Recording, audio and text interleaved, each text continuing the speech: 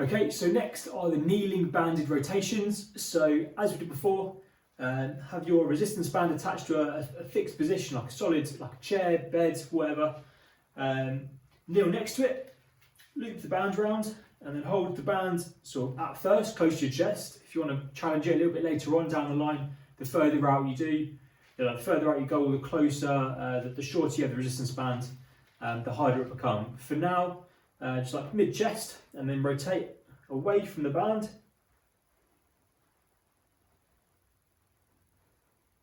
Five times.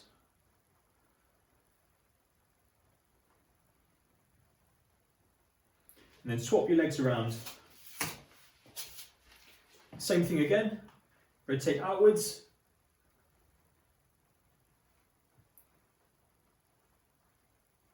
Five times.